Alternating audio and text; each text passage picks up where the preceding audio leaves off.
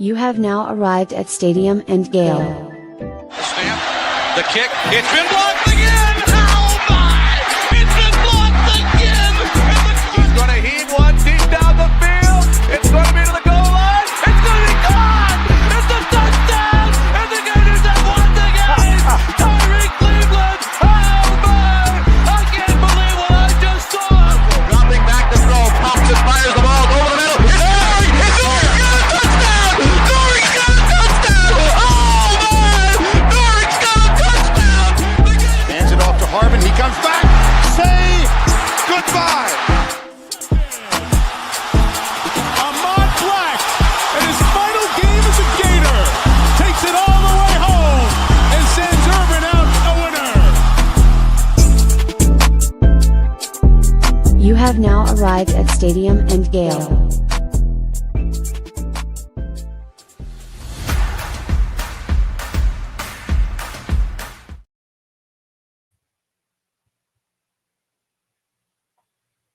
Ladies and gents, I don't know why. There we go. Boys and girls, ladies and gents, welcome to another episode of Stadium and Gale. It's your boy Corey. Mute. Muted all of us. It's Dan. And your boy J Scott 25. What's good, y'all boys? It's good to be back. Good to have my boy Dan back in the building, man. Welcome back to the stateside, man. Appreciate it. The internet told me to go away. So went away for a couple weeks. It's good to be gone. Appreciate everybody for asking. I'm good. I had a great trip. I had a fun time. No, I did not plan a trip because the internet told me to go away. But I was in Switzerland, Germany, France, London. I came back last week. So it's good to be back. Missed you boys. Listened to the show. I think I'm needed back, you know. You keep the audio, keep the internet, keep the flow going. But yeah, man, it's good to be back. It was a little clunky last week, man. Nick was on the road. I was in the office, and I got a good lesson on my Wi-Fi not being as strong as I thought it was at the office, man. So very clunky show. Glad to have you back. It was just the most opulent IG story that I was watching in the last, like, all of 2025, man. Just opulence, good travel. I need to go abroad. That was my my lesson that I learned from your whole vacation. I need to get abroad, man.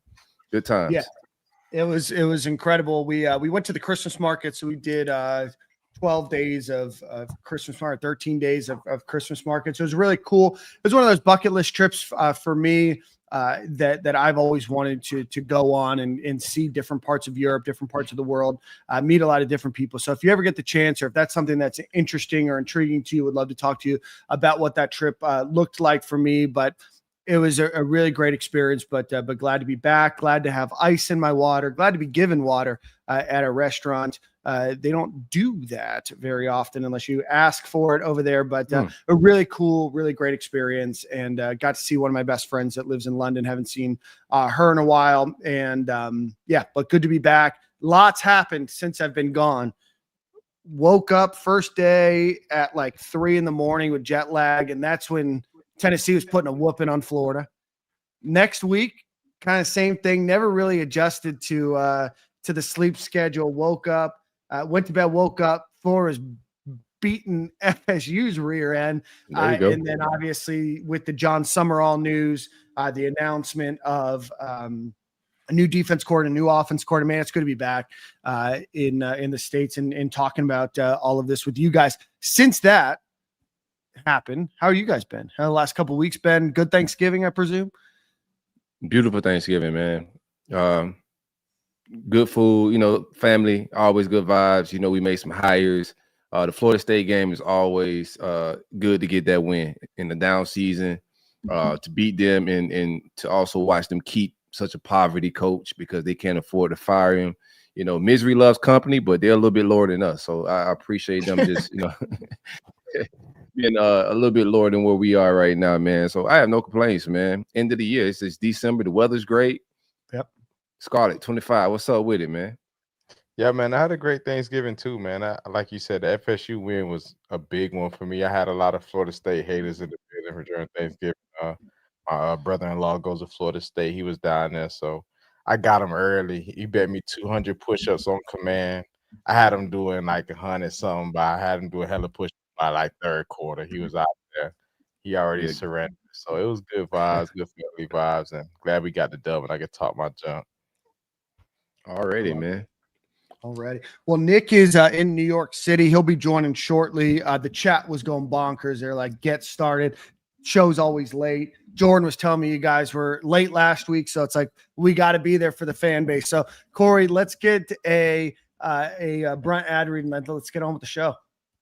One time for the great folks at Brunt Insurance and Financial Services. Anything you need insured, from the Panhandle to the Keys, my man Greg got you. Home, auto, life, motorcycles, RVs, boats. If you got it, if it floats, if it has wheels, my man Greg can definitely insure you. If you already have insurance, give Greg a call. I'm pretty sure he can save you money, or visit him at bruntinsurance.com. Again, that phone number is 954-589-2204. Big coverage, big policies, the best of the best. Greg, what it do, baby? There we go.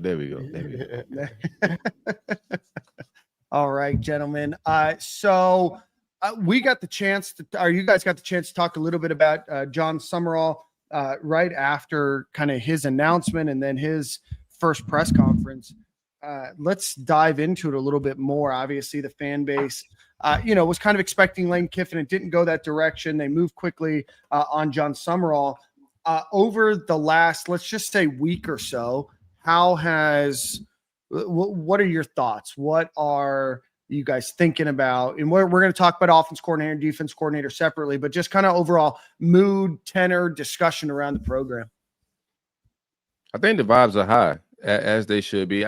You know how we Gator friends do. Even if we're down for a minute, man, we find a way to be happy and to spend it when Jim McElwain got hired. But just speaking to just more coaches, because, I've been digging around. Signing day was last week, so I was on the phone with a few coaches, and they went out of their way to tell me they saw my tweets and they thought I was over exaggerating and just being a little bit dramatic, which that's just my vibe, bro. I'm gonna keep it plain. When things go down, I'm gonna be, get my true feelings about things. But speaking to some guys, they speak very highly of this dude and they think he's a rock star.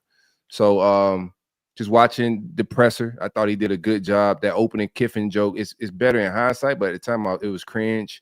But as he went through the presser, just impressed from it, just being a football guy. He's a rah-rah football guy, right? Defense is going to be on point. I love what I saw from them, the game they just played. I watched them play North Texas. They put hands, feet, chins, elbows, everything they could find on North Texas, man, who had one of the most explosive offense in college football. They had him in the chokehold. So I didn't think he had that Muschamp type dominant defense, but I was impressed with that game. I think he's a leader of men. The offensive coordinator hire that he made was impressive. So he's attracting big names, that other coaches. Clemson was out there. We'll talk about the OC hire, but Clemson was out there. Other coaches was out there. So I like the hire right now, bro. Like you miss on Lane. We talked about on this show. If you miss on Lane, it's going to be, Lane or bust. We bust, but considering that we bust, I think that's the best hire that we could have made. Young up-and-coming guy. I like the energy. The fan base is translating to the same thing. We'll see how he closed. I thought he closed well in the recruiting trail. In the high school early signing day, he's going to have to hit the portal because we may lose a guy or two here and there. So overall, I'm not mad, man. Ready to rock and roll. Get these lies off. Ace Wade, sorry to interrupt. North Texas led the nation in scoring with 46.8 points. So great defensive effort. Go ahead, Jordan. Yeah. I was gonna say I just agree with Corey in the sense, like I feel like the energy is there for him. I feel like that's one thing I kind of, even me going to the games I went to during the Napier era, was like the sideline energy was always like just level. It was never up, it was never low, it was always just level. You know what I'm saying? I feel like he's gonna bring that factor to where guys are gonna want to play a little bit harder for him. And I just feel like we're gonna have the identity of just being tough guys. Like former linebacker, I'm sure he lives off just toughness and grit. And it's like having that identity with the roster we got, I feel like that can take us a long way. On top of the great hires we have a great offensive minded coach now, so we can get a new scheme in there. Like it's looking great. I'm happy. I don't want to get too excited and get ahead of myself, but I'm liking how all the chips are falling so far. Yeah, no, absolutely. Yeah, no, I 100% agree. I think that he won the press conference as well as he's going to. There's a really good article that Andy Staples put out today that kind of goes through the process and why information was out there that was out there. I know people are still in the comments about it. Why information was out there, where Florida felt, how comfortable they felt all the way up through November 14th of last month. So, but I thought he came in. I thought that he did well. He's a football guy, right? I mean, he's going to be a little quirky. Some of his jokes are going to be good. Some of his jokes are going to be bad. But I think what you see, I got the chance to talk to a few coaches, a couple guys that used to work at UF, and one guy that used to work at USF, and they've all said really great things about him. And I know that this is going to go over, and a lot of people like he's another G5 coach from Louisiana. And I really implore you to read that Andy Staples article because he mentions that Jon Sumrall asked that question to Scott Strickland. So he dives into the discussion with Scott Strickland. But I think when you look at the progression of his teams, what he's inherited, he's been to 4 straight conference championships. He had to rebuild his entire roster this year. I think they had 60 new guys on their roster this year.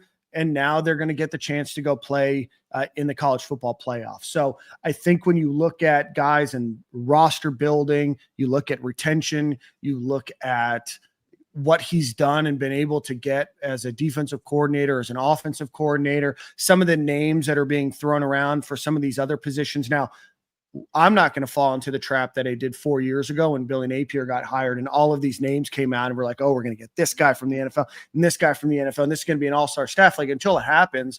But so far what I've seen is you have probably our best position coach coming back or one of the best position coaches coming back in Gerald Chapman.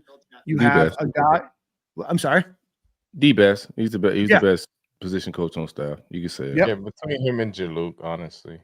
Yeah, and I mean, Jaluk, I think his fate was sealed when he punched the LSU kid. That's a fact. You kind of knew that was done there. But I also think that a new offense coordinator is going to probably be a running back coach. Like I love Juwan Sider. I think that there's a few really special running back coaches, and I think Jabbar Jaluk is great, and he's going to land on his feet and get a good job.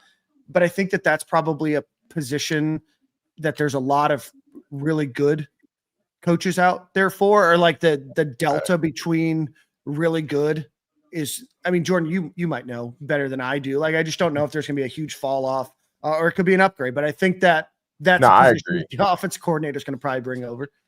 Yeah, I don't think we ever had a bad running back coach at Florida. Like Tim Skipper, every running back coach he brought in has been good. It's kind of hard to be a bad one unless you're like not teaching ball security and like your dude's fumbling all over the place. Like I think people were saying this year, it's just an example, like Willie Taggart's a bad running back coach because Derrick Henry has a season high of fumbles this year and like probably wasn't emphasizing ball security to the 10-year vet who's been killing the game for a long time, and it shows. Like that's the type of like a bad running back coach you can be. But other than that, I mean, that position's pretty like a self-explanatory, and that if you got guys who know what they're doing, they can make you look good. Yeah. And then, I think, we'll just jump into it now. I think it's important to talk about. We're going to talk offensive coordinator first and then defense coordinator. Buster Faulkner from Georgia Tech, a guy that interviewed or was going to interview for the Memphis head coach job. There was some discussion that he might be involved in that Southern Mississippi job. I don't think that that's true. He's here in Gainesville right now. He was a Broyles Award semifinalist. He won the Football Scoop Coordinator of the Year award this year.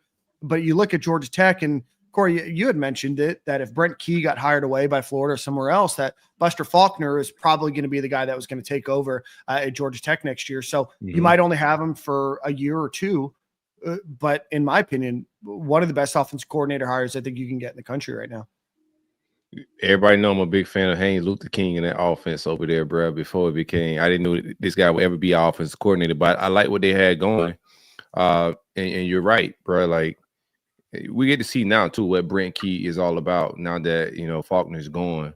But to be able to bring in a guy like that, well, he's not. And one of the things too, y'all had to educate myself on Faulkner and do some history on like how he called plays and his offenses, because what they run at Georgia Tech seems, not healthy for quarterbacks to just be ramming it, down between the tackles, with a lot of snaps. So to see that he kind of adapts to the skill set of the team and the talent on the roster gives me Dan Mullen vibes. I'm not saying they're the same, but being able to adapt to what's on your roster is definitely a plus. I like a lot of things about Faulkner, bro. I want to see who he hires for offensive line coach, receiver, how he fills that room out. But, the initial hire, I did not expect us to land him. So I am impressed. Yeah. Yeah. When his name got thrown around, just a little trepidation, with just kind of names that are getting thrown around, as they did this offseason or this season with head coach. I'm like, man, I think he's going to probably get a head coaching job, that Memphis job, that USM job, our Southern Miss job, like all of those was like, man, he's probably going to go somewhere else, or maybe he runs it back with Brent Key for one more year and then, elevates them. But, there's an opportunity for Florida to make a splash hire. And I think that they finally did it. And when you get a coach like Jon Sumrall that a lot of fans maybe aren't as familiar with, what do you do to win them over? You go and make great hires, at least on paper, and you get that excitement. And all of a sudden the internet tenor seems quite a bit different now than it did 2 weeks ago. Yeah. I'd like to, do you know what his salary is? No, I don't think that hasn't been released yet.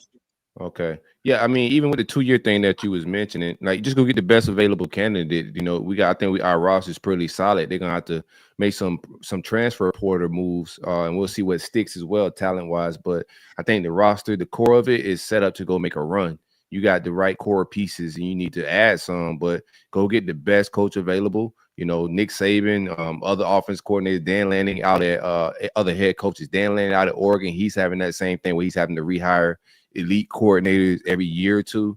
That's a good problem to have. Hire the best available guy, and if it works out, then you just got to make another hire, but that's a good problem to have. So I'm with it. Yeah. From Pro Football, or from the Football Scoop announcement that he was the coordinator of the year, Georgia Tech finished 12th nationally, 466.3 yards per game, 7.09 yards per play, which was 7th nationally. And almost a yard per play improvement from 2024. So huge. Obviously, Haynes Luther King, as Corey would say, is incredible, and he really works in that offense. And I think that what you've seen, Esther, out of Buster Faulkner, both at Georgia and at Georgia Tech, is his ability to adapt to the players that he has and not just try to force one system down. So Florida's going to have some choices to make. Both players are going to be able to make choices, and the coaching staff's going to make some choices about what that offense looks like next year. But I did see that Vernell Brown, I didn't think that he would leave, but he has made the announcement that he is coming back next year. I expect all the legacy kids to stay put. I don't expect any of those boys to leave because they just get it through and through. So that's Buster Faulkner. Yeah, I mean, just who would y'all want for O-line if y'all could pick one? Uncle Phil, man. Uncle Phil. I've been hearing that's the word on the streets. I'll be happy with that. Somebody said that he followed Buster Faulkner on Twitter recently. He followed me. That's most important. You know what I'm saying? I ain't gonna tell y'all what he DM'd me. Uh-oh. I can't. He didn't DM me anything. How about I say it cost $250? That's the $250. Yeah, slide into Corey's DMs for $250. The $250 DM charge. I don't know enough coaches' names anymore, especially with how often they move around. I know somebody said Brad Davis. He previously coached at UF. He was at LSU without a job now.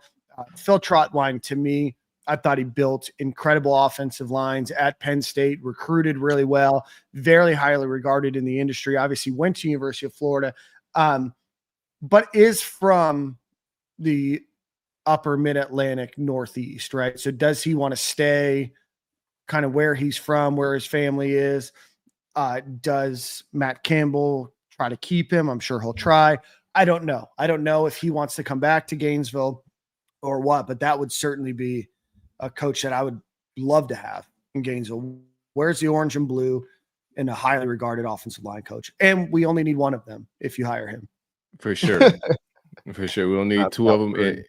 And he got some guys that we could go get, in the portal, because the Penn State guys are definitely following. James Franklin already at Virginia Tech, but if we get Phil, we could bring on a couple of those hogs that they got out there in Pennsylvania, man. But that's the ideal. There's some guys out there. What's up with, I'm forgetting Arkansas's head coach name. What's up with him right now? Sam Pittman. Wouldn't mind Sam Pittman as well. I thought that there was discussion, and don't hold me to this. I thought there was discussion that he was kind of working his way towards retirement, and maybe he's done. I don't know how much more left in the, obviously he's the best offensive line coach in college football. But is he looking to go back into that kind of role? I don't know. Right. Especially with Pittman like co-OC, executive head coach like type title and pay. If for him, a guy that's a former head coach at the tail end age wise, so it would have to be something crazy like that. But wouldn't mind Sam Pittman as well. Is Savage going to LSU with Kiffin? Yeah, Tragic. I think so. Yeah, that's the next. So. Yeah, I haven't heard strength and conditioning. Yeah, I haven't heard anything on strength and conditioning. I mean, today all of the news came out that nobody's being retained except for Gerald Chapman on field. I know people are talking about Katie Turner and Joe Hamilton and the rest. I don't even know how those conversations have gone. I would imagine that Florida is going to try to keep Katie Turner. I don't know what that does with her situation, with her now husband being, a wide receiver coach. Yeah. Say again? It's probably a package deal. Yeah, no, I would imagine that's a package deal. She's not cheap, so I don't know what that looks like. James Madison comes calling. I don't know if they have the funds to pay her what Florida's paying her. And Joe Hamilton, I know that he's well regarded. I would imagine that some of these off the field staffers will stick around, but I think Joe's an asset. Yeah. Right. Some of these people, I know we always do this every time we fire somebody, like, oh, we need to keep this off the field person, that off the field person. Joe Hamilton is a real plug in Texas. Like he's almost as valuable as an on the field guy. I'll put his value right up there with Chapman as far as what they do. He's one of the best in the business with, being able to close relationship wise. He's a dog. The kids relate to him. They think he's Rod Wave, etc. So that's most important. Yeah. Let's do a quick ad read for our friends over at Home Field Apparel. Go visit homefieldapparel.com.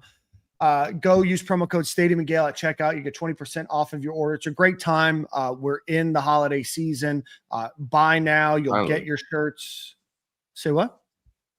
I said, finally. You've been saying holiday season since September, my guy. Well, September 1st is the start of Christmas season. So we are nearing the middle of our holiday season now with Home Field Apparel. But get it for a Gator fan in your life. They have 6 different pages worth of vintage logos and designs.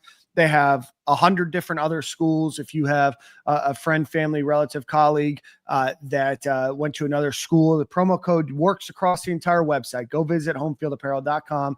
Use promo code Stadium and Gale to get 20% off of your order. But I'm excited. Buster Faulkner as the offensive coordinator at UF. Brad White is the new defense coordinator, comes to the University of Florida from Kentucky.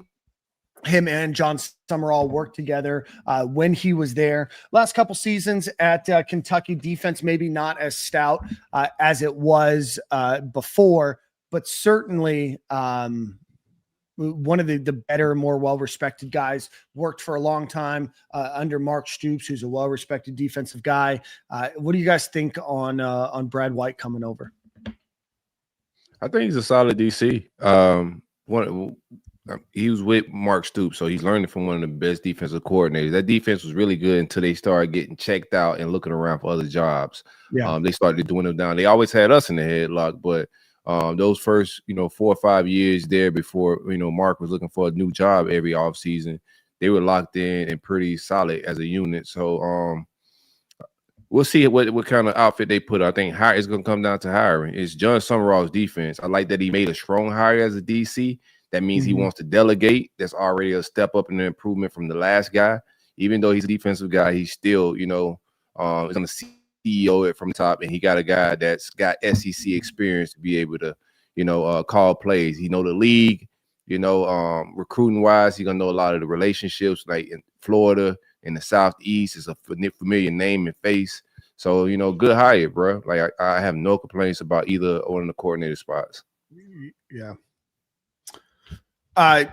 Under Brad White, Kentucky, from 2018 to 2024. Every season had a top 45 FBS defense, 4 defenses that were top 25 in 2018, 2019, 21, and 22. In 2024, Kentucky was 6th in the FBS in red zone defense, 21st in pass defense. I think he put 14 guys into the NFL, 6 in the top 2 rounds on the defensive side of the ball. And that's at Kentucky. You should hopefully be able to get some better players, some more athletes at that position. And now it's an opportunity, I think, with him and his pedigree and his tenure. It's going to be interesting to see, what who he might bring over, staff wise and what the rest of that staff might look like. But, I think if you're a player and you're looking at opportunities, you went and got a guy, I think. Yeah. I just think that just from what I've been hearing or word on the streets, that obviously he's been around a lot of great defensive coaches. And as a dude who's a former player, he has a lot of trust in this guy to go make that big hire, the kind of shoes he has to fill. And I honestly feel like we have better talent on defense as well than Kentucky. So if they can come and emulate the stuff that they did at Kentucky with our guys, I think we'll play lights out. I mean, our defense was great this year. Even when our offense was putting us in bad situations all year long, like they managed to, hang in there, even with some young guys on the back end with the DBs. So I think we'll be good. We got some dudes getting a little bit older. We're losing some of these D linemen, but some of the younger guys was able to step up too while Caleb was hurt and stuff like that. So I think we'll be good on the defense end of the ball. Yeah.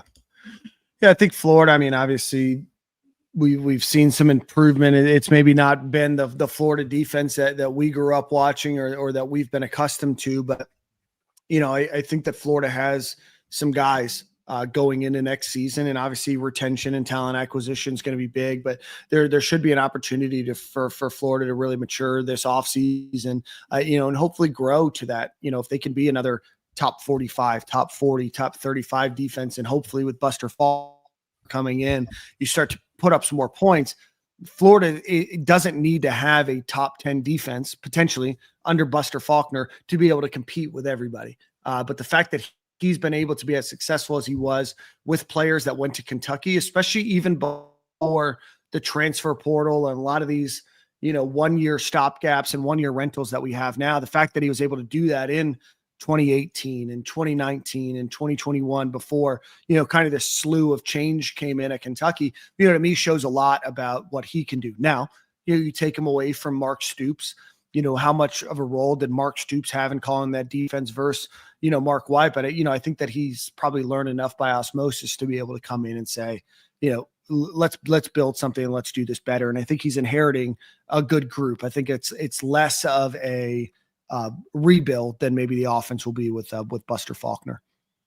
I think stylistically, I like Jon Sumrall's defense better than I would say Mark. They look like they played less zone off coverage, more attacking. It was very impressive from what I saw.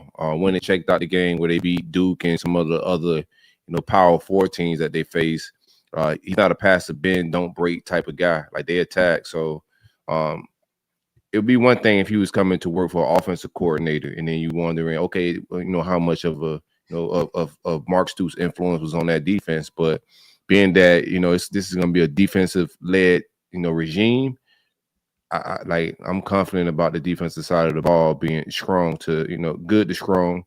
Offensive hire is just as strong. You got a balanced staff. Like our last staff, we're gonna see as this thing fills out of like how under qualified a lot of those guys were, just from an experience standpoint. Like, to go after guys with SEC and big boy experience, winning right now, guys with big names, not up and coming guys that we got to sell and convince us that's good.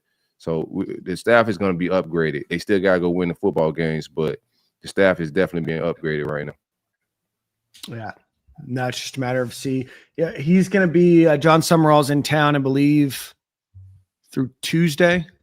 And then he'll head back as Tulane prepares for their game against Ole Miss in the first round of the college football playoff. I'm not sure what he's going to do in Gainesville, if he's going to be here next week. I doubt that he will be, but I would imagine that you'll start to see some more coaching announcements. You know, Brad White no longer has any obligation, and Buster Faulkner, you know, his obligation is starting to minimize as Georgia Tech gets to their bowl game and then out. So, you know, I would imagine that you'll start to see some coaches' names start to pop up. There's been a number of names that have been thrown around on the internet and on football, maybe not on Football Scoop, on through on the message boards. There's going to be names. There's a lot of names that are going to be thrown around, but I would imagine over the next couple of days, you will start to see, some of these hires get announced.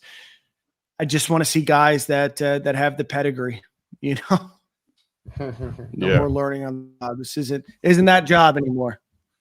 It was never that job. It never was that job. They verbally said, Jordan, were you on the staff on the team when J1 Sada was here? Yeah, I was. I saw my dog in the comments, but I didn't want to cut nobody off. Are you good, bro? Wait, where? I think he said it twice. Gator bags. Said what? Asked him, was he here when J1 Sada was here? Sada's not going to be the guy. I see the Notre Dame staff is actually getting some looks from the Giants, saying that there's some people saying that my man Freeman is the leading candidate for that Giants job. And I know that's the thing that Sada was going to do before Notre Dame came a calling. He was looking at possibly going to the NFL. These guys are getting tired of recruiting, man. So that would be a good look for them. So, but we got some good names on that running back coach board as well. Jaluk is a guy that I would love to say would love for him to stay here if he ain't open hand slap somebody. Like the guy, he can recruit and he also coaches well. I think it's just outside of that move. Sometimes you just make mistakes, bro. Like, you're in the moment. He shouldn't have made it, but he's a good dude. Don't let that be the definition or define Jaluk in any type of way. He's a good dude. But I'm hearing some good names, man, running back coach wise. Don't want to throw nothing out there, but the names, 2 or 3 names that I'm hearing, one very strongly, are all top tier guys at running back coach. So sit tight. Quack, quack. Everybody quack, quack. Everybody want to know what Jaden Ball is going to do. And I mean, give me your take on even that. Like, I think Jaden Ball got 1 year left in my mind, right? He's not a 4-year guy. I don't think he leaves, man. Yeah, I don't see him leaving. I feel like you got your name standing on a real big school like Florida already. You potentially can break more records coming back for your junior year. All your boys potentially staying too. Like, what you about to go leave for? You gonna go make money in the NFL. It's not like you about to be a bust. Like, right. So it's not about the money, and Florida got the money to pay him. I mean, So I'm like, I don't really see the problem. I don't see any instance where he's leaving, honestly, unless he's like really ring chasing. But where are you even gonna go for that? You don't even got a secure team that's gonna do that. ETN tried that same thing and it wasn't successful. Yeah. I mean, Texas is gonna they're gonna throw him something crazy. But I'm with you. And then Buckner's offense is suited for running backs. Like, he's gonna get the bulk of the carry. He's the bell cow. I think these next guys, I don't think Faulkner is gonna be giving him and splitting his carries with guys that aren't on his talent level. So I think his carries go up even higher. I think his yardage, he's a guy that go get 1,500, maybe on the fringe of 2 stacks. Even like, I think with a Buster Faulkner offense, if he's healthy, if they're feeding him like they should, he's a guy that can go contend for like the Heisman. He got that type of skill set. So I don't know if it makes a lot of sense for him to even flirt around with leaving, man. You hold whatever offers you got for leverage to get a good deal from Florida. You sit put, and then you go set off into the sunset as one of the Gator greats, man. Yeah. No, and I think that they're going to do whatever they can to keep him. And, if he wants to go explore something else because he wants a different experience, then you can't hold that against him. But I think Florida's going to do whatever they can. And I do think that he'll be back next year. And it's all him, right? Going into this year, we thought it was going to be sharing the ball with Jacoby Jackson and everything else. He comes in, hits 1,000 yards, 266 to end the season, comes in with an offense coordinator, very highly respected, very highly regarded. You have an opportunity to go make an impact, and then you're going to go to the NFL. Like, he's going to go to the NFL from Florida the same way he would go if he went to Alabama, Ohio State, Georgia. Like, you still have, that opportunity. Well, Corey, we have your special guests waiting, so we're going to invite them on. But before we do that, let's give a shout out to our friends over at Game Time Sidekicks. Want a cool cup like this one Jordan has, one Corey's got. Go visit GameTimeSidekicks.com. Use promo code Stadium15. You get 15% off of your order. No joke. The other day I had one of ice water in my car. Sat outside in a parking lot with it for 4 hours. There's still ice in it when I got back. So it is a great quality cup. Support a Gator living in Knoxville. Tyler's a great dude. Great company, great cups. Keeps your hot drinks hot, your cold drinks cold. Go visit GameTimeSidekicks.com. Promo code Stadium15 for 15% off of your order. And with that, we are going to welcome Nikita Lagaway and Glenda Hampton. Yes? Hi. Hello. How are Glenda y'all? Hampton Hello. of the Momagers podcast to the show. Yes. Hello. Hello. Welcome to Stadium and Gale again. Nikki's been on here before. Want to come on. We have our big intro or their introduction podcast dropping this Thursday. Go to the YouTube, subscribe, go to Instagram, go to Twitter, follow them on absolutely every platform. A platform that I think is bigger than just a podcast, bigger than just football, more of a family show than anything from a mama's perspective. But you guys give, your explanation of the podcast and your purpose behind it. I'll let you ladies take the wheel. All right. Thank you. Yes. So when we got started with the recruiting process for our boys, we had no one wanted to give information. It was just really difficult. And so over these years that we've done this, we've learned so much, and we're so grateful for everything that we learned, everyone that was willing to help us and teach us along the way, that we just felt like we needed a platform where we can pay it forward. We have so many great athletes out there and so many great parents, families, aunties, uncles, grandparents that are trying to get their athlete to the next level. And there's so many unanswered questions, so many things that they don't know. And no one wants to help or no one wants to direct them. And listen, there's no cookie cutter way. Everybody's journey is different. And every avenue that you go through is going to be different. Every position on the team, their recruitment looks different. So we just wanted to have a platform to where we can be real, be honest of some of the myths, some of the hacks, some of the do's, don'ts, some of the things that happen to us that hurt us rather than helped us sometimes. We just want to have a platform where we can come on, share that information to maybe help someone else along the way so they won't struggle and have as many mistakes. Because, we're not going to say the struggle is not going to happen, because the way this world is changing all the time, come on now. It's hard to keep up. But I just want to put people in those right rooms to know the people to talk to, the questions to ask, and things like that. Give them the confidence. And another thing is that, we want to just reach, momagers. We want to reach people who are really supporting their athletes and encourage them along the way, because this is a true journey. And with the landscape changing so often, so frequently, you need somebody that you can call, you can talk to, you can learn from. And our goal is just to make people aware of what to do, how to do it, who they need in their circle. Yeah. And just support them, inspire them along the way, because there's some good days, some bad days. We just want to keep it real with them and let them know, hey, you're not doing this alone. Yeah. There's other people out there that are going through, that have been through, and we just want to create an amazing community where we just support each other. Absolutely. I didn't realize like how, because I know DJ has a manager, and they both have agents, and a lot of team around them. But just being around you ladies, I realized like how busy y'all were, and I was like, man, the momagers might need a momager, right? So what's Definitely, that? every day there's never a dull moment in our world. Never. Always something going on. Promise you that. Yes. What is that like for like the other like moms on the team? What kind of feedback you're hearing? Because we just been putting out little snippets and little marketing pieces out. What's the feedback you've been getting from other moms around the team and just maybe around in Texas where you guys are from? They're loving it. Like they're saying, man, I wish somebody had something like this for me. Like, y'all, this is so powerful, so impactful. And they're loving it. I mean, we're getting great feedback. Like, man, this is stuff that we need. Like, because they don't know. A lot of people don't know where to begin. And like the mamas that are already in the process, like they're like that are in college, they're like, man, why couldn't this have come 3 years ago, 4 years ago, whatever it may be?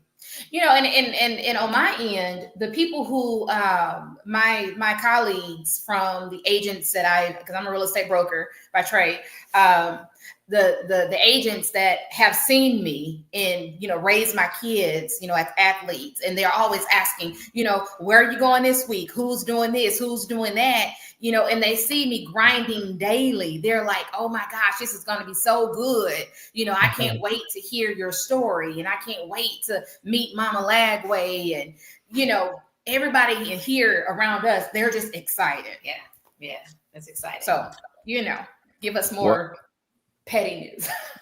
Yeah, and it's gonna be more. You guys can jump in too as well, Dan and Jordan. But it's gonna be community driven, right? So we're building out a community and a Discord channel with a lot of playbook, what we're calling it, whereas newsletter, homework type stuff, and information for after each episode for moms to download and take in the knowledge, whether it's from how to hire an agent, how to deal with branding, how to deal with the recruiting process, workout, or just, the mental side of things, dealing with the stress levels and finding that me time. It's a lot of different levels to it, but it's going to be a good community for just moms in general outside of sports, because it's more of a family show, like I was saying. So it's just not predicated on sports.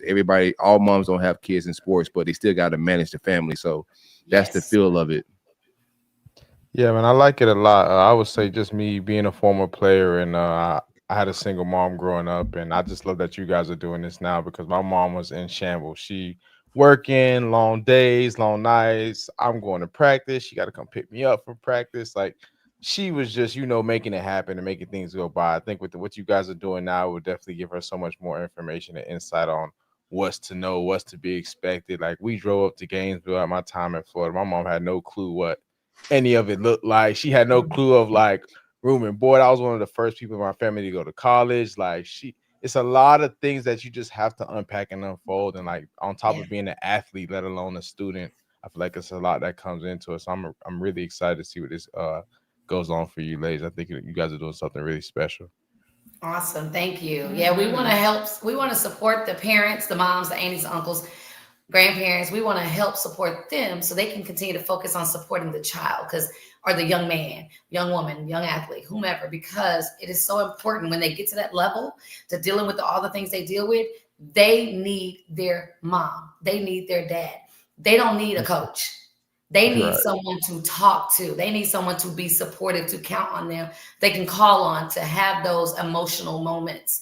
They don't need someone always barking business. So we're going to take care of that, but you got to know the difference. And so we want to help parents learn how to navigate that. Now, we don't know it all. We're still learning too. But we have gotten further along in the game than most. So we want to share what we know. Right. Yeah, I love that. I've got a question, and first I want to shameless plug. We've gotten the opportunity to meet both of your sons, and a variety of different situations, both at the Lagaway Foundation event, which was incredible. That's when we got to meet DeBron for the first time too. And then when we did our Independent Gator Media Day, DeBron showed up, I think at the behest of the coaching staff, not wanting them to be there. So I appreciate him. And congratulations to him for going on scholarship. So I just wanted to say, you guys have both raised incredible, young, well-spoken, poignant, respect, just really great kids. And so I applaud to you guys. But I did want to read a question from the chat here. And it's probably something that we think of often in college football and sports in general is pretty rabid. The fan base is pretty rabid. Fans say a lot of things, and a lot of it could be pointed at your son, and you kind of look through and read that.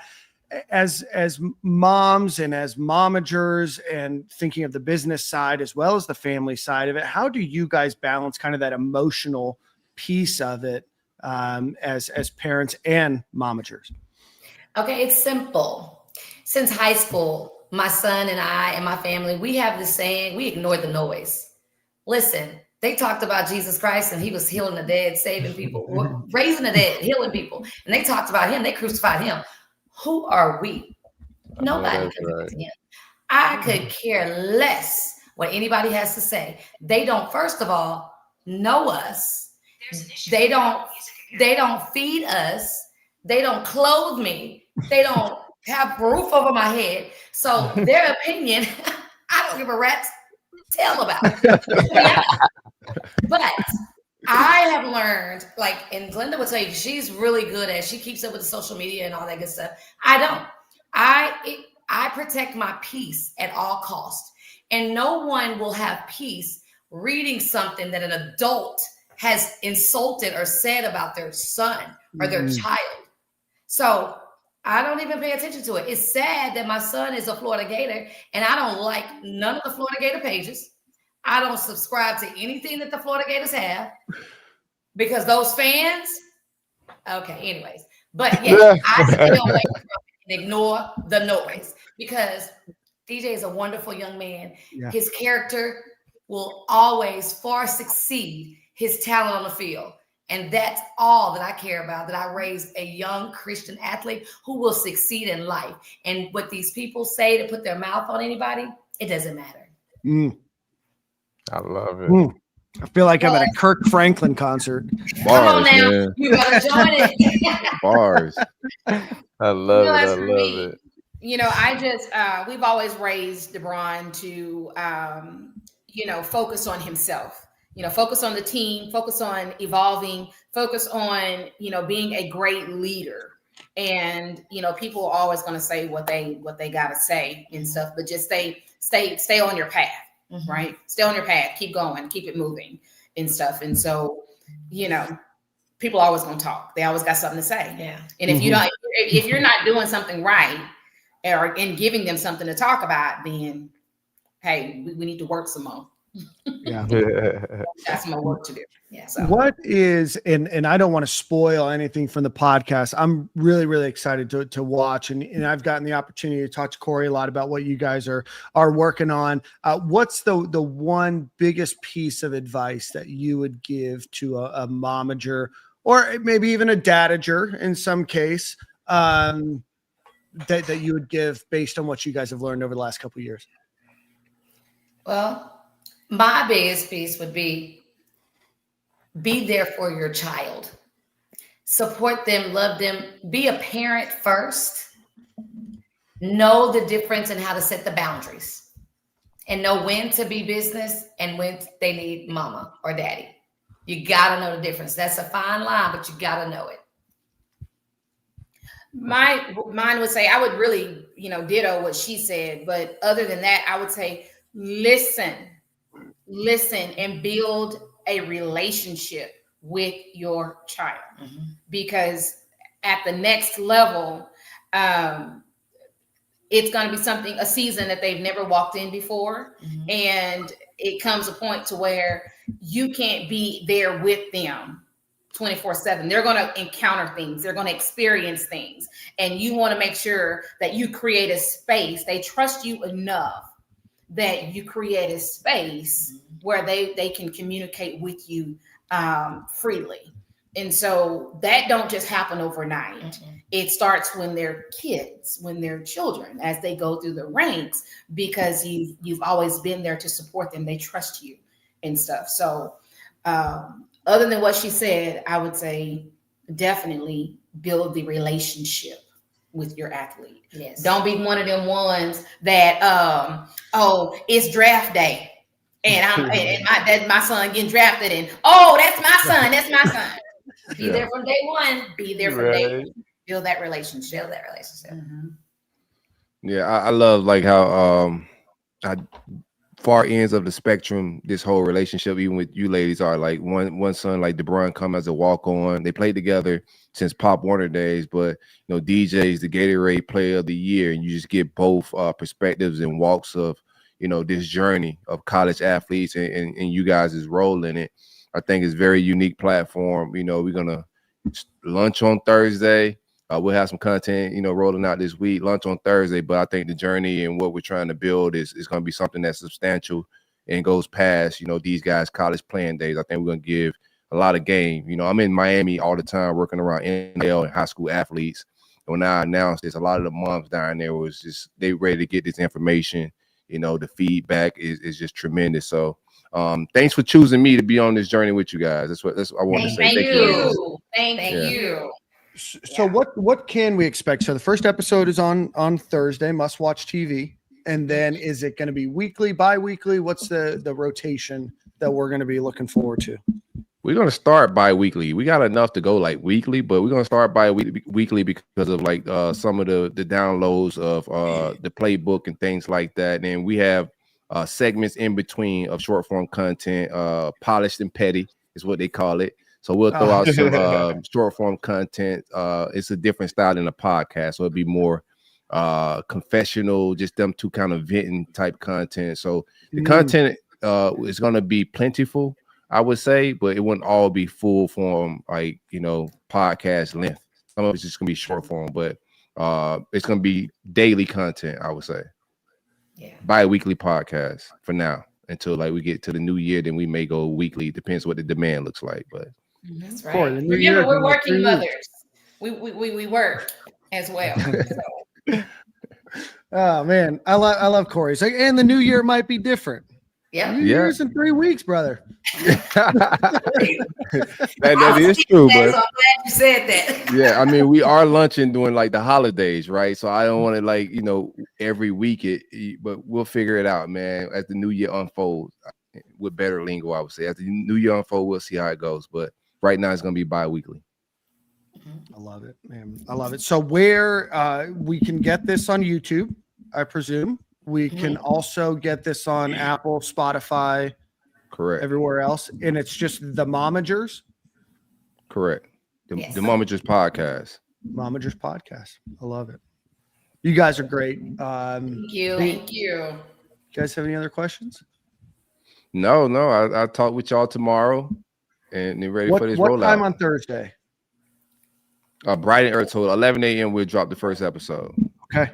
That's 10 a.m. Texas time. Yes. Correct. Take off work. You guys have PTO, everybody. Not you guys, but everybody else has PTO. Time to burn. That's right. Take off work. You're not gonna want to miss it. Throw it in the break room. Throw it on the office TV. Throw it behind the reception desk.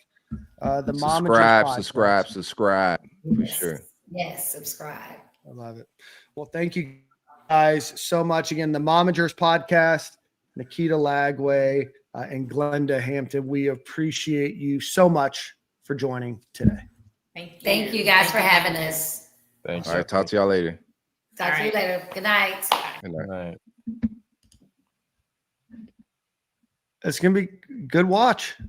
That's gonna be nice. Yeah. I think that they're gonna shed light on a lot of things just about life that I think is probably the most important. Like, even if you don't have a son or a daughter that's going to go play college football, just in general, I think that the way that maybe their ethos about life and about who to listen to, who not to listen to, There are some super chats. There were some other chats that we weren't going to ask. It's not the setting for that. So Army Sniper, asking a question in the future, and we'll give you a free one. So that's not the situation to announce the intentions with either of their sons about coming back or not. So, but yeah. Yeah, it's gonna be good, man. Go ahead, Jordan. Yes, I like it, man. I think it's a good idea, man. I think it'll shed light on a lot of what moms go through and what parents go through on the athletes things. Like, I feel like oftentimes people forget that athletes are people too. You know what I'm saying? They have emotions. Of course, everybody strives to be their best and wants to do the best. Nobody wants to go out there and stink it up. Like I saw Nature Gator put in the comments that DJ earns money. Of course, no, I'm sure he didn't want to play like that. We didn't want to play like that. Nobody wanted to play like that. We all know he didn't want to earn his money, but like just the stuff that parents have to deal with on the other side of things, like your son or your daughter, whether she's a female athlete, coming home with emotional like damage because they're not performing to the level that they know that they can. And feel me, that's real. Like, you got to take light into that. And I think that's going to be something that'll kind of, shed light to the fans. Because, fans all the time see these kids got all this money. You live this great lifestyle. You drive this great car. What are you upset for? I have to go to work and work hard every day. And I have I get it. You know what I'm saying? You're kind of hating. I understand. But at the same time, he's still a person, bro. He kind of hating. He's still mad that he's not fully achieving his job and he wants to. Like, regardless of who it is, not DJ Lagaway, any athlete in general. Like, there's still people, even though they get paid tons of money to go play a game. Like, it's for a very short time. And then they have to go deal with the whole another realm of mental health stuff on finding a new job and a new career after just giving your life to football for all these years. Like, it's a lot that goes into being an athlete, man. I think just this whole moms thing will kind of shed light on that. Yeah.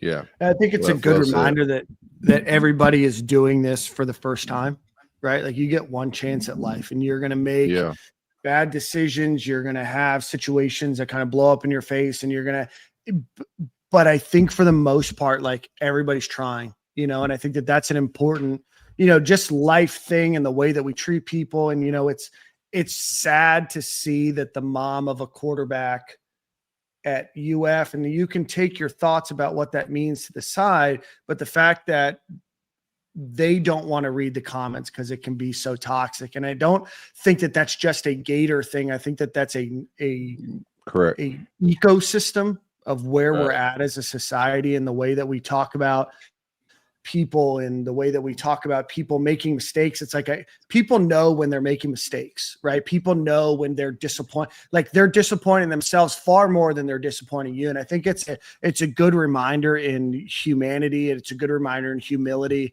and especially with avatars and nameless, faceless internet culture that we're in, is like there's somebody on the other side of that comment.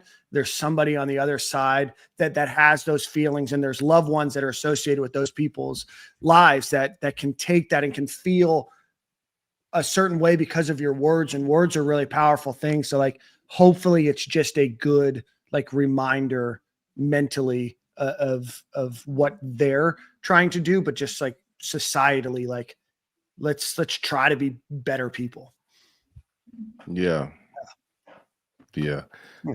Like, you don't need y'all said, y'all said a lot of what I was gonna say, but it's just important too, just to and I just being around them. The one thing I gather, and I know how like toxic social media is, and they really just not on it, and that's like, if you're not on it, you're not taking that stuff in. Every random person with a random profile picture, of God knows what. Having an opinion about everything you do, from the money you make, the plays you make, your decisions, all of that, bro. Like it really keeps you sane in that piece, reading that stuff. Like I watched Felipe Frank spaz out and lose it a little bit, reading fans and reading Twitter. So to watch some of the parents not be on social media and the players as well in that same family not be on social media, it's really like eye-opening, right? And something you can learn from. Like, these apps is not a place to hang out, and especially if you're doing things that can be criticized. Like if you're in the space of creating and doing anything special in life, people get opinions about it, And then it's up to you to take it in, take it to heart, etc. But I'm good at just scrolling by that type of stuff. Everybody else not. Yeah. I want to highlight this from great to be a Florida Gator. Thanks for setting that up, Corey. My mom passed away 4 years ago on December 14th. Was glad to see those loving mothers on tonight. The comments here were very supportive, and that was great. So thanks, Corey. For the most part. And Army Sniper, I don't think he said anything. He's just trying to get some info. Like my dog just wants some inside the heat. So Army Sniper ain't saying that too crazy. I didn't think Chris's comment was at all rude or mean or anything else. It's just a matter of, DJ Lagaway will make an announcement of where he's going to be playing football when he's ready. And, I don't think that they want to announce that that she wants to announce it for her son, or that this is the medium to do so today. But we'll try to break the news if we find out early. Let's try. I don't think I think we're good with DJ, man. I don't think there's no news to be brought. I mean, it's got to be official, and I'm not saying anything for certain, but I think DJ wants to be a Gator. And he don't really know that. The haters that are out there, he don't even know y'all exist, bro. He's just not on the app. He's just riding around rich. Just doing rich things, man. Oh my God. All right. So again, thank you. The Momagers, that's MOMAGERS podcast. Corey is I think the EP on it. What's the EP? Oh yeah, executive producer. For sure. Yeah.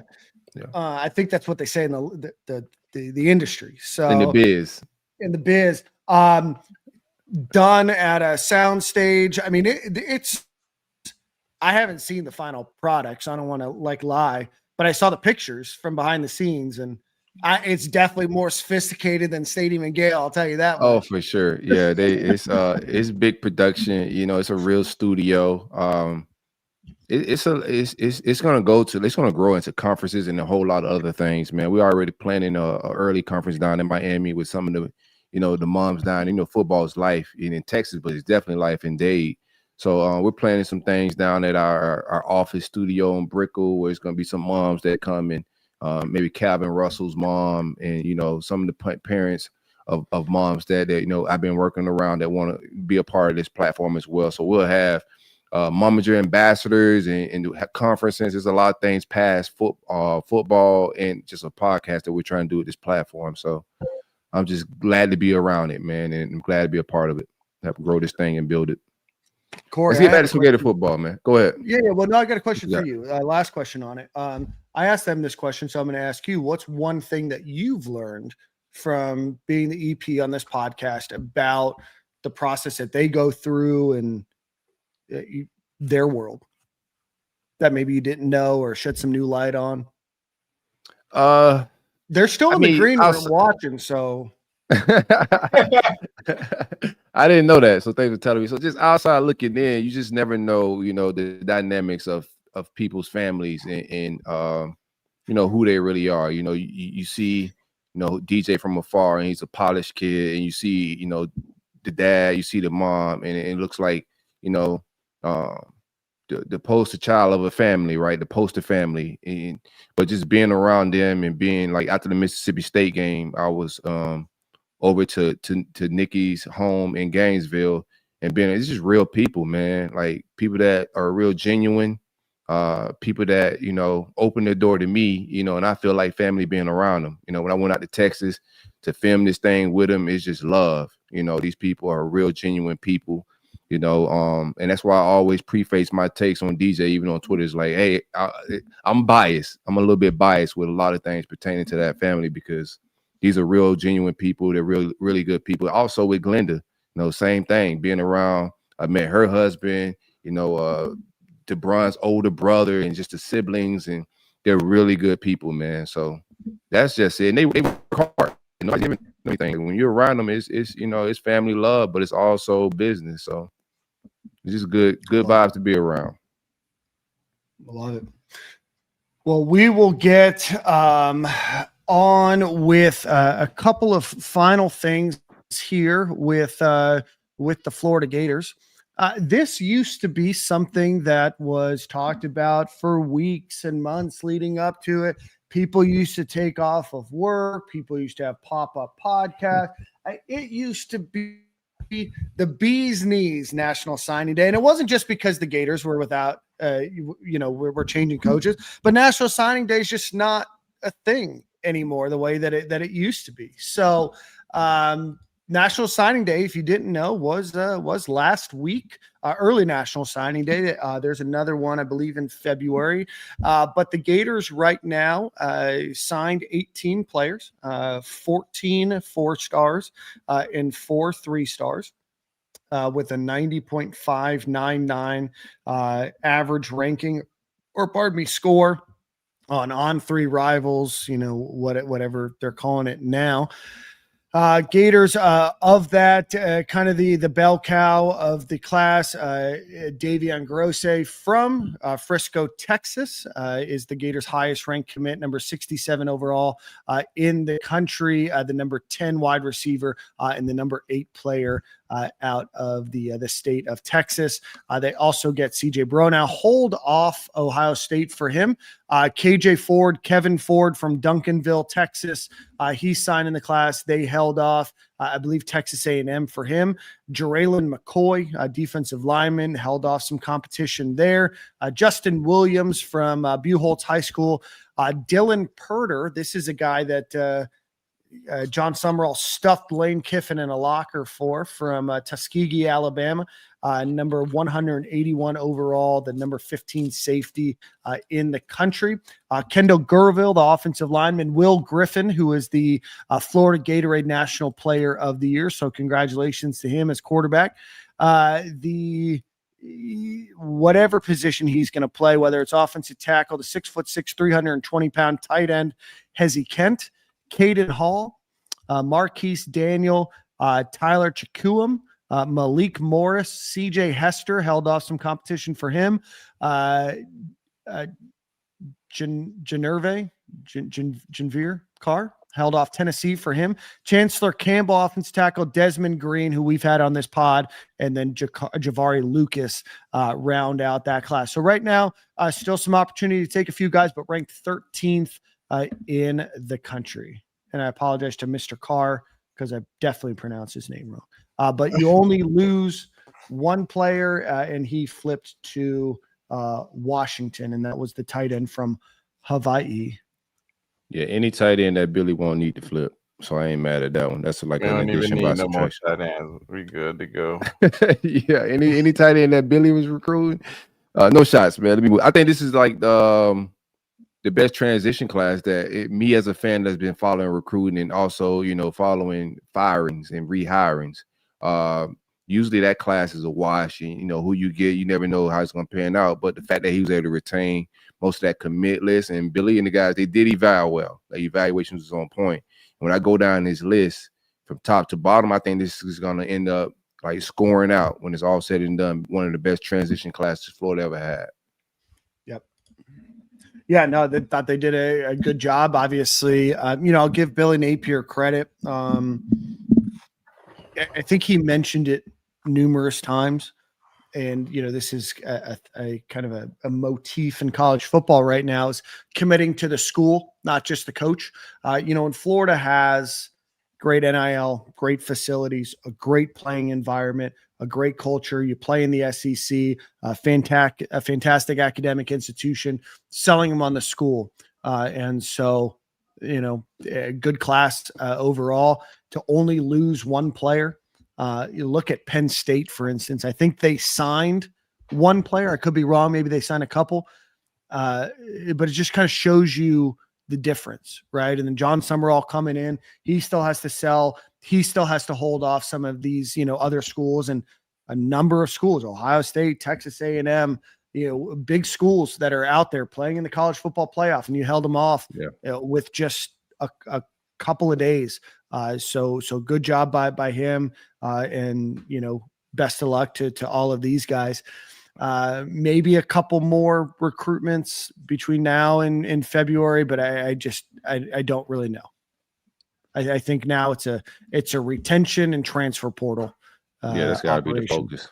Yeah.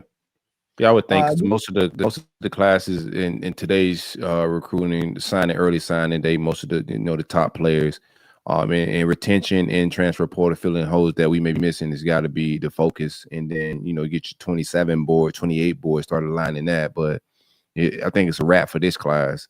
But the class is really good for a transition class.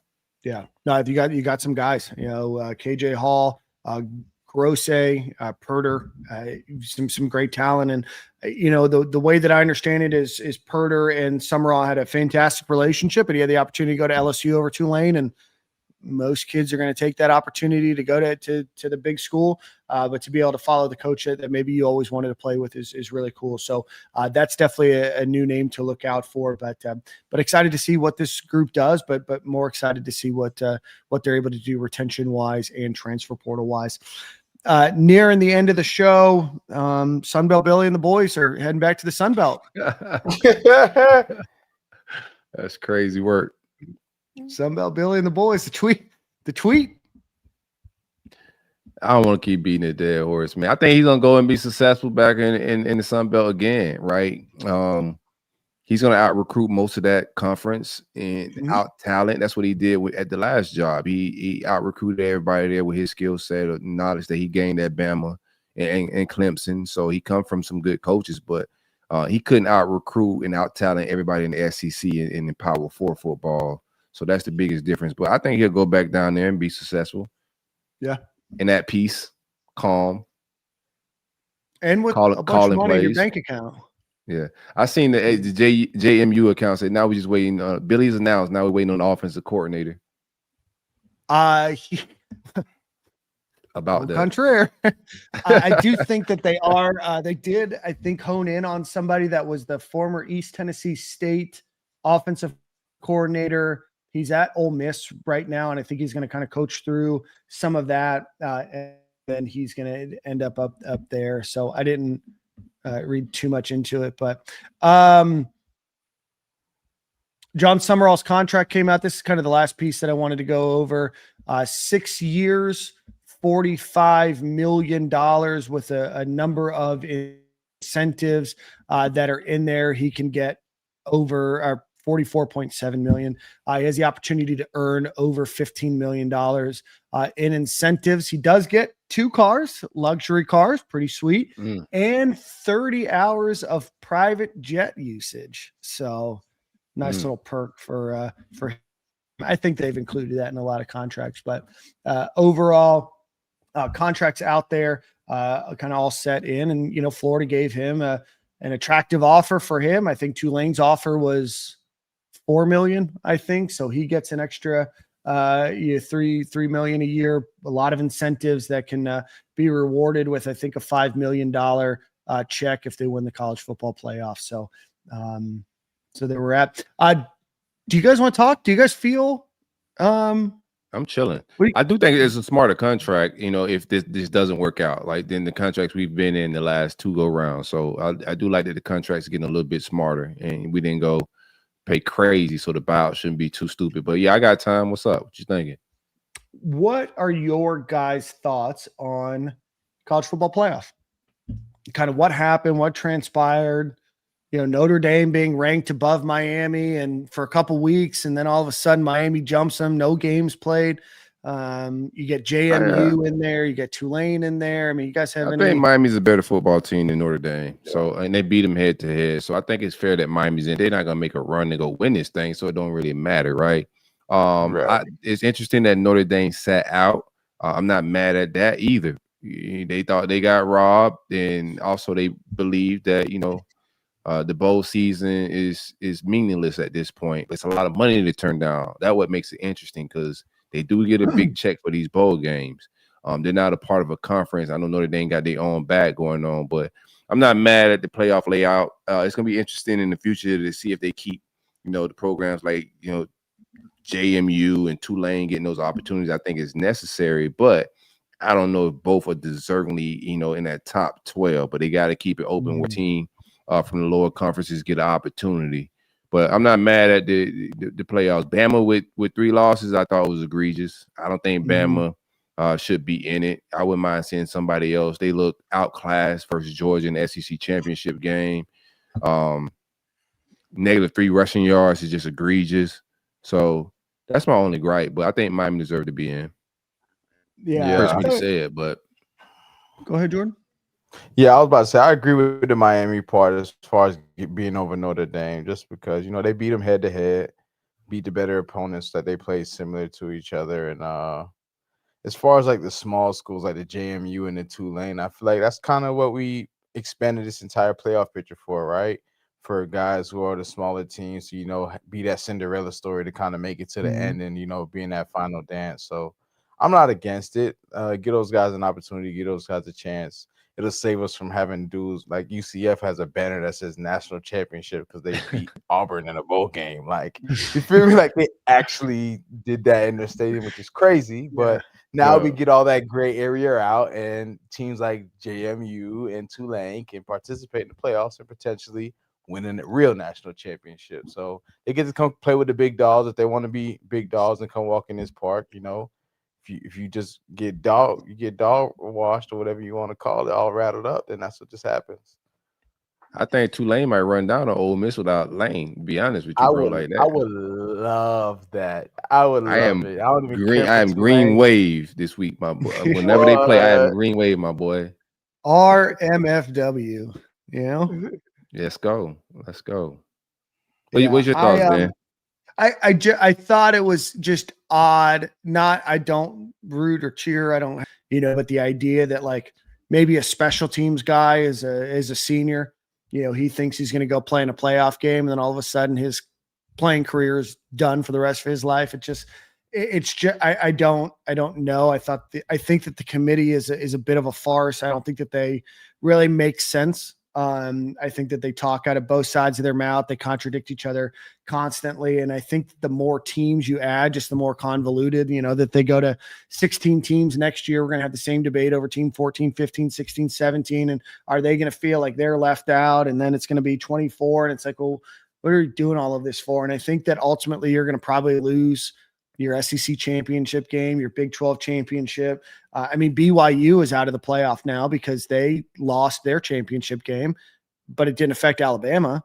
Not that I think that BYU and Alabama are the same caliber, but it's like they just didn't seem to ever judge anything very fairly. What I will say, though, I'd watch out for that Texas Tech team. That was my first time watching them.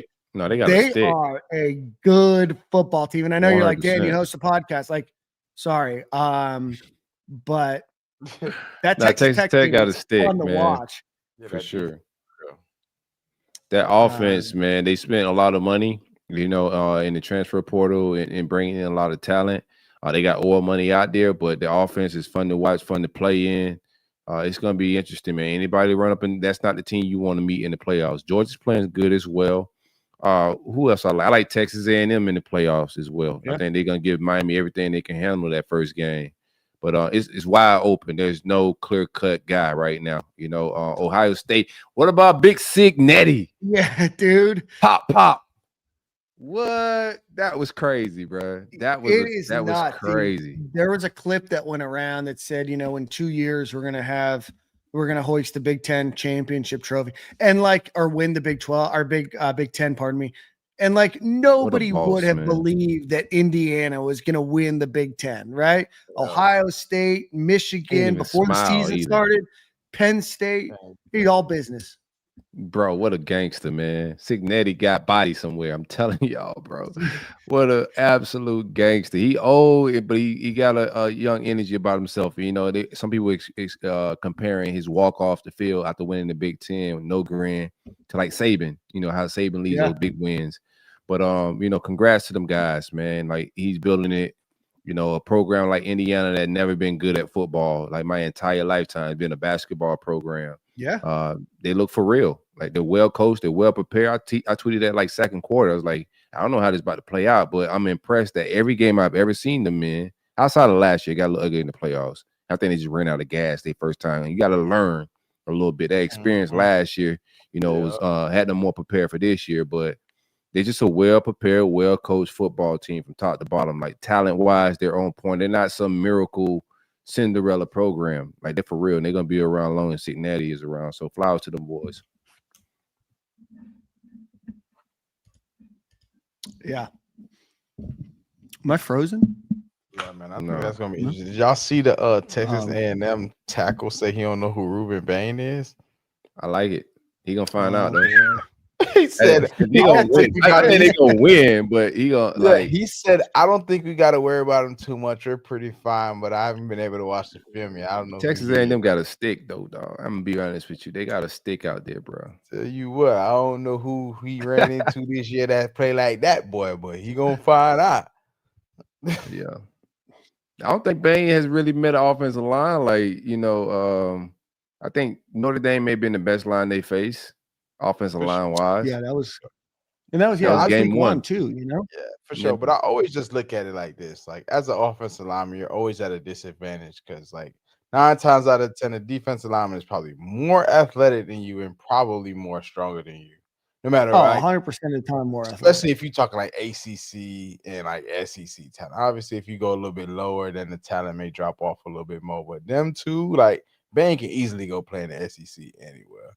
A good offensive coordinator could scheme a good defensive end out of the game. I think that's how Miami lost both those games. Even we did. Like, we scheme, and Billy's not even the greatest of evac, but I think you can scheme him out of games a little bit if you know what you're doing. And I think Mike Echo and the guys with some time could scheme him out. He's gonna make plays because he's a top 10 type talent. He's gonna make plays, but I like that offensive line's talking like that. That's the type of talk we need in the playoffs. Put a chip on them boys' shoulder. Now, if they talk like that and get smacked, now what? I'm about to say, don't piss him off. Don't poke the bear too much now. Yeah. Could have left the way he was at. He was hibernating.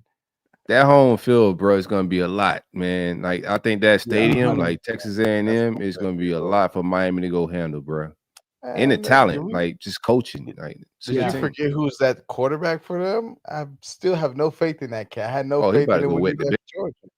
Yeah. He's definitely going to wet the bed.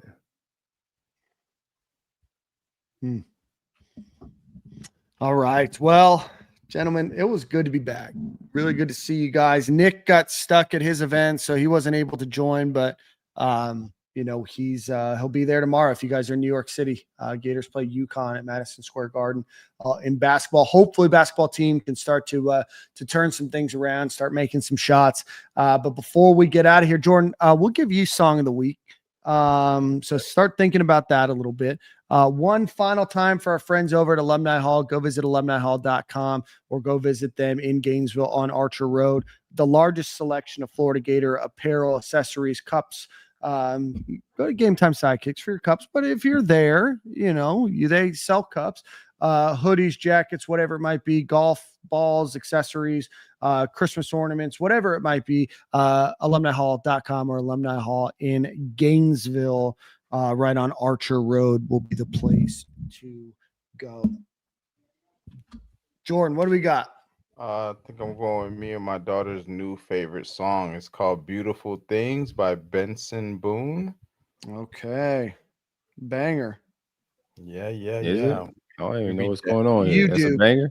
It is. Sort of. There's actually some really good remixes of it if you're in the house music scene. But you've definitely heard the song, Corey. It's been on the radio for the last 6-8 months. So maybe longer. That's the problem. She's been listening to it at aftercare, and it transitioned to the house, and we be bumping. I'm pretty sure I heard it on like TikTok or something. No, it was a TikTok trend early. This is just one of the, how there's songs in life that you like. I don't know who sings it. I don't know what the song's called, but you've heard it like 100 times at the store, cars, whatever. This is that song for you. Gotcha. So. But thank everybody for tuning in, man. Thank y'all for enjoying the content. We got a lot of love in the comments today, man. Thanks for hanging out. We're back to normal. No glitchy Wi-Fi. Dan's back in the States. We've got 6,600 people watching live. Whoa. Yeah. Whoa. So huge show. W chat. Yeah. W's in the chat. Make sure you hit the like and subscribe button if you're watching on YouTube. Thanks everybody for sharing on X. And then please go check out the Momagers podcast with Glenda Hampton and Nikita Lagaway. That is going to be on Thursday. And we will see you guys at the same corner, same time next week. See you.